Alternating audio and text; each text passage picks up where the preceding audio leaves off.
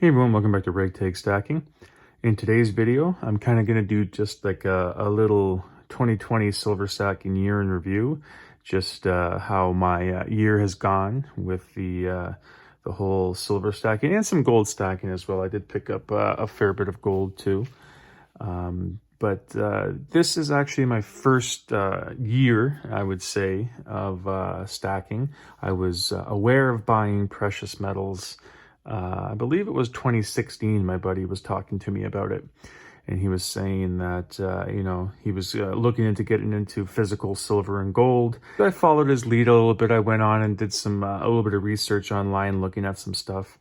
And I really didn't know about the best ways to stack, and looking at liquidity and all that stuff. But I kind of just looked at stuff that I like. I was kind of lucky that I didn't fall into too much of a rabbit hole of picking up outrageously priced premium stuff because it looked really, really cool, and then later really, really regretting it. The only thing I could say that would be close to that, and I don't regret it because I really love the coin, would be something like this privateer coin. This, it's called the privateer. This is the Siren. This was a fairly high premium coin, and I picked up two of them. I think I picked up two of them on my first purchase. And like one of these Scottsdale stackers. I do like these. I didn't have a plan. Like right now when I pick stuff up, it's going into a strategy or a plan, whether it's, finishing tubes of something. So yeah, I really didn't have any idea or any strategy when I was picking up stuff back then. And I didn't pick up much way back then. I think I ended up with, I don't know, like 15 ounces of silver. And then I kind of just stopped. But then this year, it was late in 2019, and then pretty much starting right in January all the way through is when I started watching stacking videos on YouTube. And that's what really, really got me into it. The buddy that got me into the precious metals like 4 years ago, he dropped it. He didn't like doing it. He picked up, I think it was around 100 ounces back then. I don't know, he did that in roughly 6 months or a year, and it just wasn't for him. He didn't like doing it. But as I said, I didn't really forget about it, but I didn't start actively participating in what I would consider stacking until this year, 2020. And it was because of those videos that I saw, and there was the main six pretty much that I started watching was Silver Dragons, Silver Britches, Florida Stacker, International Stacker, Yankee Stacking, and Inefficient Stacker. Those were the main six that I started watching. Then obviously branched off into the many other channels that there are out there. They're all great channels, and I would be here all day trying to list them all. So I just wanted to give a quick little shout out to the main six that I think I've seen every single video, gone back and watched the whole backlog and everything like that of those guys. So that is how I got interested in the stacking part of it. So I finally made a channel. I believe it was in June. June was my first video. And if you're looking to start any stacking content, if you're looking to make a stacking channel, my only suggestion would be that start before you're ready. If you're going to be waiting around until you feel comfortable, pulling out the camera, starting a channel, then you're never going to start a channel. You'll always think of reasons not to do it or things to push it off. And if you've seen my earlier videos, you'll know that they're not very good. I'm not saying that they're masterpieces now, but back then they were really, really hard to watch. And it was just because I wanted to get some stuff out. If I were just sit around and say, I'm not ready, I'm not polished, I'm going to wait a little bit more until I'm more comfortable, I'd still be waiting. You know what I mean? Some people might not have that procrastination gene, but I really do. So that's my suggestion. If you're on the fence about making a YouTube channel, just start. You know what I mean? If you really want to do it, just, put up a camera. Doesn't have to be mounted. You can do it handheld, however you want to do it. Just start making content and have fun with it. You know what I mean? Don't really stress too much about don't really stress too much about it. You know, you're already doing something that you really like. For me, the physical savings account is the route that I went with. I went down that way. But you know, if you're into flipping or if you're into collecting, anything like that, there's many ways your channel can go. And for me, I kind of just went the simple route of doing, you know, unboxings of all the silver that I've been getting, and then just anything that kind of caught my attention, I would try and make a video of. But since I started stacking, I definitely adopted a strategy. And for me, it's getting tubes completed. So back when I didn't really know what I was doing, I kind of just picked up the 10-ounce bars and 5-ounce bars and just whatever was around there. Since I started the channel, I actually wanted to focus my attention more. And I found the best way to do that was to do it with tube challenges. Well, not really challenges. They're just more like goals, I should say. I would set goals for myself. So I went from having 0 tubes to having 8 tubes on the go. And I did finish one. I finished the 2020 Maple Leafs. It is one of my favorite coins. If you saw my top 10 coin video recently, you do know that the 2021 Britannias have taken its place. But unfortunately, I find that the 2021 Britannias have milk spotted quite a bit. Compared to my 2020 Britannias, none of them have any spot issues, but of the 5 2020s that I've ordered, 3 of them have already had milk spotting problems. So that's the only bad takeaway from that. But getting back into the tubes, that's the main thing that I've been going after this year, is getting these tubes filled. These are 5 coins that I have on the go. Like I said, I have 15 of these American Eagles. I have a random year tube of that going on. Then the next tube is the Britannias. And then I picked these up on Black Friday because they were the best deal on TD Precious Metals. So I ended up starting a tube of Kangaroos. I have 12 at the moment. And sorry, the Britannias, I have 13. The Krugerrands is another one. I started this tube, and this one seems to be getting pushed to the back burner each time that I order something. I see primarily bullion here, and that has been the bulk of what I've been picking up on this channel, and the bulk of my stacking strategy is, as I said, these tubes. But another thing that has caught my attention in 2020, didn't know anything about it back in 2016 when I was first looking at silver. But since starting my channel and since starting stacking, I have realized that junk silver is probably my favorite way to stack. All of this stuff is beautiful. Don't get me wrong. I like looking at the nice shiny bullion stuff. But when you look at this nice Walker, you know what I mean? It's got some nice toning on it. Got a little bit of slickness to it, but this coin's from 1945. So considering how old it is, the condition of it is very, very nice. And the Walkers are the ones that I have the most of. These seem to be the best price on eBay.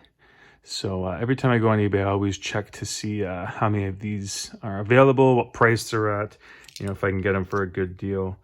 And the half dollars, both US and Canadian, seem to be a very good deal on eBay. So that's another thing that I've been doing, along with stacking tubes of the bullion stuff. I have tubes going of these half dollars. Don't get me wrong, I do have other junk silver here, the Canadian and American stuff here, like dimes and quarters. But I do find that it's not as good a deal on the dimes and quarters as it is with the half dollars and silver dollars. Majority of what I have is American and Canadian, but I do have a little bit of Mexican silver here. I got one that's 72% silver. I believe it's the Cinco. Which one is this? Is this this is the Cinco peso. So that one's 72% silver, and this one's the Un peso. I really like that one. I like this picture of Hidalgo on there. That one's more of a formal one of him. This one, he's kind of, I don't know, looks like a pirate with the do-rag there. I really like the look of that one. And different percentage here. This is a 10% one there.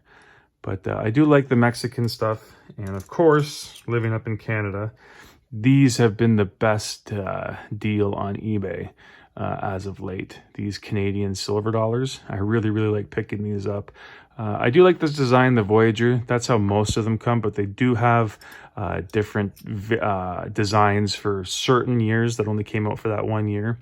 But yeah, for the most part, you're going to be looking at the two guys in the canoe, and it's called the Voyager. So that's another thing in 2020 that has really been a part of my stacking strategy, is picking up this junk silver.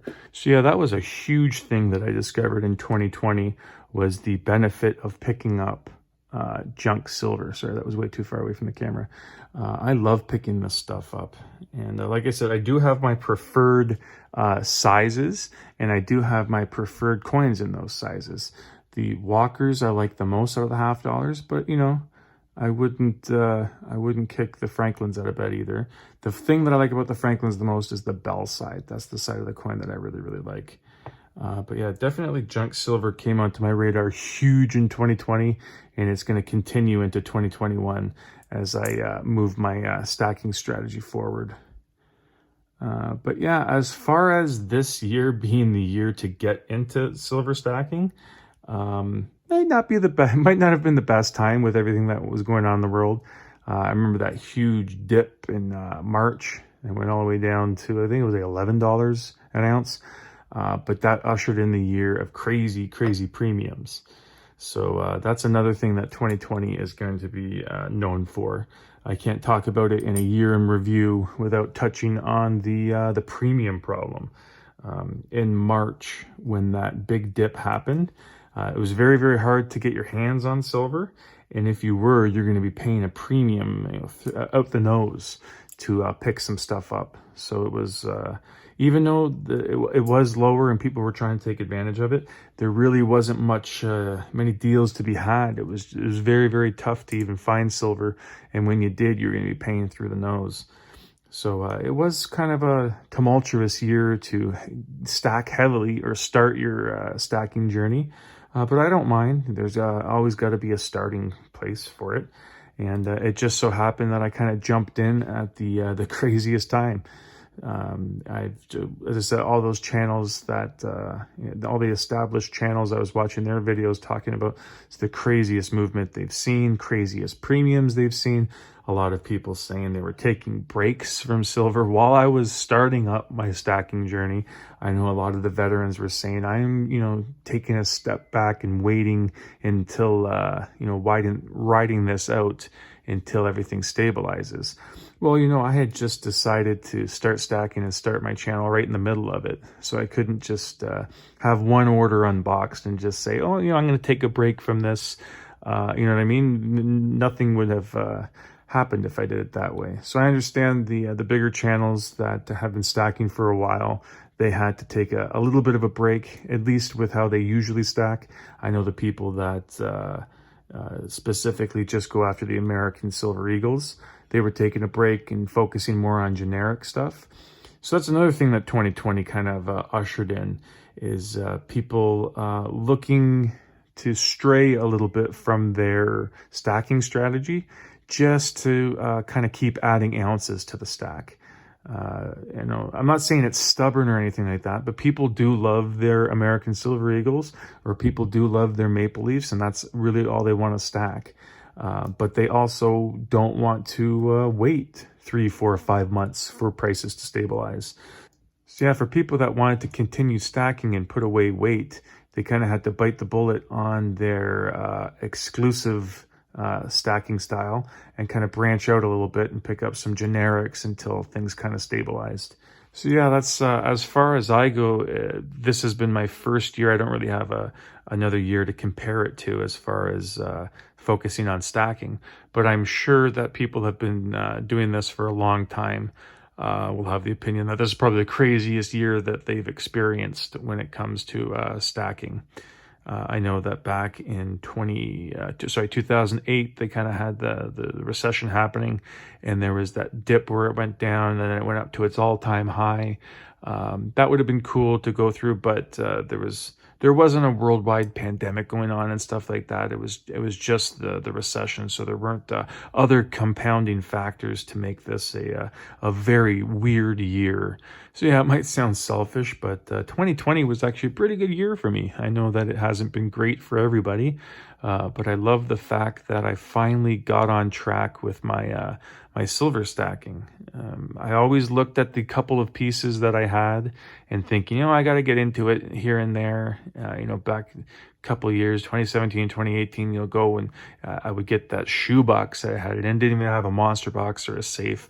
I just kept, like, it was 15 or 20 ounces. I just kind of threw it into a shoe box, and I would randomly come across it, every 6 months. And then I finally, got my act together and actually made a channel and started making content. And it's been great. I've been having a lot of fun with it. And I look forward to continuing doing it in 2021. But this is a little video I want to do about, kind of stacking in 2020 and, a little bit of a review on how it was for me.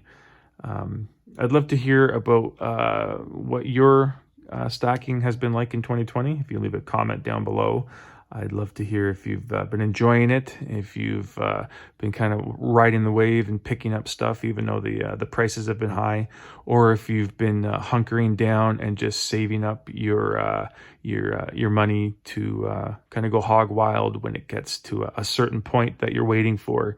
So yeah, I'd kind of like to know how everyone's been traversing 2020 their way. But that's it for me. Like I said, this is just a little video I want to do about my stacking in 2020 and what that's kind of brought. So thank you for watching, and I hope you come back for the next one. Thank you.